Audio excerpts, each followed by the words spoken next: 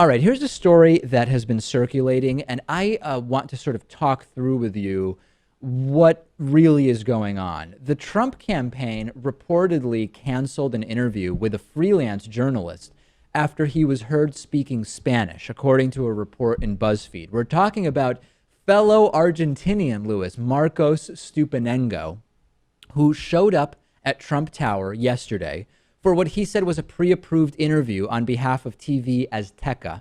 BuzzFeed's Adrian Carrasquillo writes, as he waited to conduct the interview, Stupenengo received a call and began speaking in Spanish. That's when the Trump campaign informed him that they had no interest in taking part in an interview with him, according to a source with knowledge of the incident. Stupenengo was reached for comment, and he said, I can say that after 13 years of journalism, worse things have happened to me. The journalist did not comment further. He is from Argentina, as I mentioned, Louis. There's this big confusion around Argentinians where some of the supposed confusion around this guy is that he, quote, looks white in the same way that I look white. And, we've talked about it. Am I Hispanic? Am I white? At the same time, I'm Jewish. Are Jews white? We don't know. Would I be allowed in a non-white safe space? It's not really clear, et cetera, et cetera. But in any case, the story around Stupenengo's interview is contested, to say the least. The counterpoint is that TV Azteca's spokesperson reportedly said, according to CNN's Dylan Byers, that Stupenengo didn't really have an interview scheduled, but was attempting to secure one. So the story is different. If this guy had an interview scheduled, they hear him speaking Spanish, and they say, we're not doing the interview. Versus if he was just hanging out there trying to get an interview, which he didn't actually have scheduled, and at some point they come out and tell him, we're not going to do the interview with you. Well, what can we really say about it?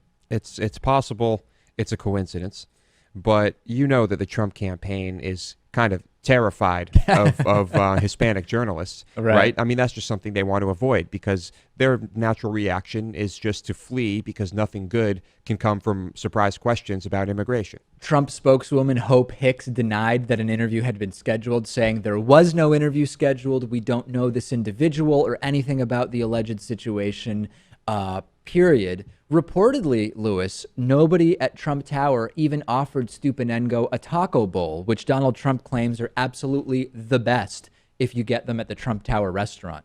Well, what about a sombrero? Right. Yeah. I mean, that's the last thing you need. You know about this, Louis. I've told you how when people say they talk to me about Argentina, they say, so is it like standard, like burritos and tacos and that type of thing? No. Why would it be? I don't know. You would have a hard time finding a taco in Argentina, Louis. That I can tell you for sure. You might have a hard time finding one in South America in general. Even in many parts of Mexico, burritos are not that easy to come by. Yeah. Well, David, you should just go along with it and say the best burritos around Argentina. Warby Parker is offering a free 5-day home try-on to give you the opportunity to check out their glasses. I personally wear Warby Parker glasses when I'm not wearing my contact lenses, and I also started with one of these free at-home try-ons of 5 pairs of glasses. You can get your free home try-on and support the David Pakman Show at warbyparkertrial.com/TDPS.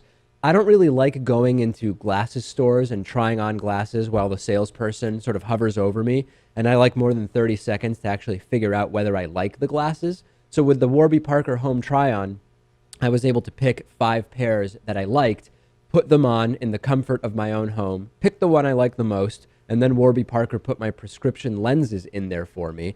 A lot of people don't know that the eyeglass industry is controlled by just a few big corporations that keep prices very high, like $300 for prescription glasses high, which is just insane. Warby Parker glasses start at $95. That's what mine cost. And for every pair of glasses sold, Warby Parker distributes a pair of glasses to someone in need. You can try 5 pairs and see what you like. Check out the at-home trial and support our show by going to warbyparker.com/TDPS.